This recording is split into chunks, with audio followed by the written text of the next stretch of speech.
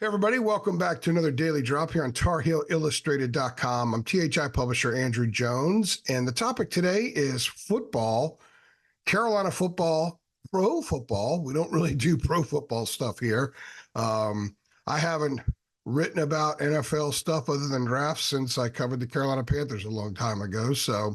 But we're not doing that here. We're specifically talking Drake Maye, who Thursday night, the third overall pick in the NFL draft, taken by the New England Patriots. He is their franchise guy, or at least they want him to be their franchise guy. Even Mr. Kraft got on the phone with Drake right after they drafted him. So they mean business. They want to get back to where they were, and they were that team with Tom Brady for a long time. So I think it's really cool that Drake is going into a situation where there will be a spotlight.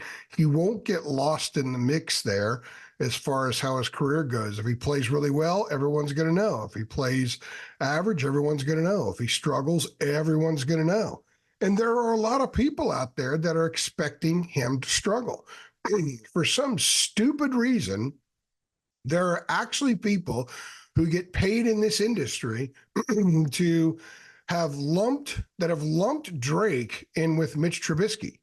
Now, first of all, Mitch did win a playoff game, and he did play in a Pro Bowl. So it's not like he's a complete dud, and he's still in the league. He's still making coin.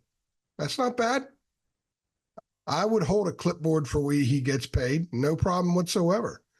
However, it's really stupid that people have done that. A lot of fans have done it. That's fine. People who don't know him, didn't watch him. They just saw, basketball school, ACC, Mitch Trubisky, and therefore the supremely lazy takes ensued.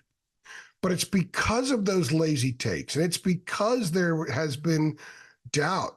The ignorant things that Merrill Hodge said, which I've talked to people in the program at Carolina about, and they just shrug their shoulders and laugh it off. And he's a fullback. He's a guy that's been dumped to writing or talking for some gambling network or something like that. I don't even know what the hell he works for. The point is, there is a chunk of the Drake narrative that is there because of association with the school not as known for football as a lot of the other schools up there at the top of the draft, a conference that's been getting its butt kicked by the media for a while, even though it's been better than the media says, and the Mitch Trubisky factor. And some are even lumping Sam Howell into that now too. Okay. But I think what Drake does in the NFL is going to have is going to be directly connected to UNC, especially as long as Mac's there. But even after Mac leaves, Carolina needs him to be really good in the NFL, and probably pretty quickly, because you don't want that tag to settle. You don't want to become, the old he can't win the big one for a coach, or they can't win the big one for a program. You don't want to become a program that suddenly is associated with flops or frauds or whatever words people want to use. Not my words, just the words that you hear out there. So Drake going to the Patriots gives him a great opportunity to be the cornerstone of how they build that franchise. And if they're very, very successful, it's going to be because how they build around Drake, unless Drake is a total flop. And you know what? He could be. I doubt it. I don't see it. I've covered a lot of college quarterbacks who were very, very good in my life. I was around for Phillip Rivers a ton. I was around for Russell Wilson a ton. The Carolina guys, I've seen a lot of dudes. And Drake is better than all those guys going into the draft. He certainly has more potential. Phillip may have been a little bit more polished, but Drake has more potential.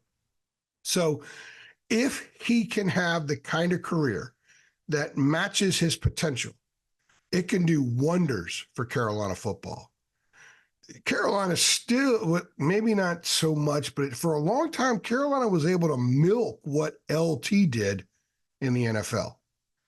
There's been some distancing, but I think they should bring him back and say, hey, guys, we have the greatest defensive player in history played in our program.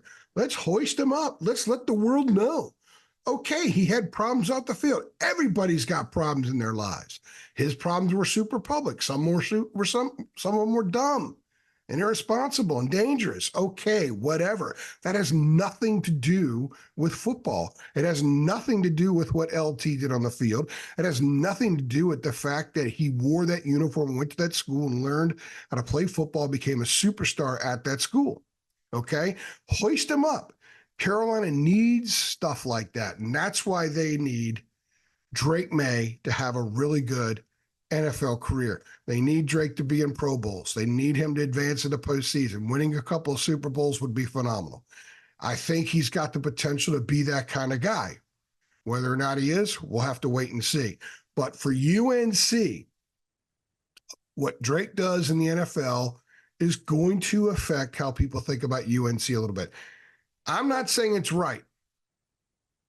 I am saying a little bit that that's wrong. It's not really fair because there are a lot of big-time programs out there that have turned a lot of flops into the league, but they continue to turn guys out, and people don't think about it because they've also had some studs. Carolina needs a stud at quarterback at the next level. Drake Maye should be that guy. And who knows? Whatever happens with Sam in Seattle, maybe he gets another opportunity and he's really, really good. But it's going to be Drake. Drake's the one who was the number 3 pick. Drake's the one who Mel Kiper said last August was the number 1 pick. And he slid a little bit, so people started doubting some. We'll see. If you agree with me that it's really important for Carolina football, for the perception of Carolina football, that Drake does well and has a really good NFL career, go ahead and click like. If you disagree, click like and let me know. I know he's just one guy, and it's a massive program that's going to have a bunch of dudes come in, and it's already had a bunch of dudes come through. I get it.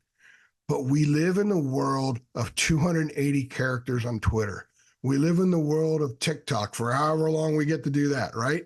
We live in the world of message board posts. We live in the world where people offer their full entire opinion on something in a snapshot. And the snapshot about North Carolina is the quarterbacks don't do well in the NFL. And when you start to get a reputation for turning out really good quarterbacks in the league, a lot of other things fall into place and you get a lot of respect. That's the reality. I'm not making the rules. I'm just explaining them. So if you agree, go ahead and click like. If you disagree, click like and let us know. Let us know on Facebook. Let us know on Twitter. Let us know on our site, which is TarHeelIllustrated.com. And keep in mind, guys, it's just $8.33 a month for a 1-year subscription. It is the same price it has been for 10 years since I took over this site, and you get a ton of premium content that we're not going to talk about here on these videos, and we're not going to put in free articles. We do run free articles. It's been a conversation some here lately on Twitter with some folks. We do run premium stuff as free stuff sometimes, and about 75% of our content is free. All of our podcasts are free, but there's some really good stuff, especially during these times right now with the portal craziness going on. Well, we just can't. We have to keep the business running. I've got to pay staff. We travel to cover stuff. David's going to Memphis this weekend for EYBL tournament. Next weekend, he's going to Birmingham, Alabama for more AAU stuff. It costs money. No one's letting us in for free. No one's giving us a hotel room for free or sending us on a flight for free. It costs money. That's why we charge for premium, which is not a lot of money. It's less than any drive-through number at this point in any fast food joint. Anyway, go ahead and hit like for this video. Pardon me. Go ahead and click like on this video. Go ahead and make sure that you subscribe to our channel. See, Jacob does this flawlessly. I stumble every once in a while. And make sure you hit the notification bell so you get updates every time we upload, and tell your Carolina friends know we're here. It is amazing how many people that love Carolina that still don't know we're here. Let them know. Let them know about the channel. Let them know about the site. Thanks for stopping by.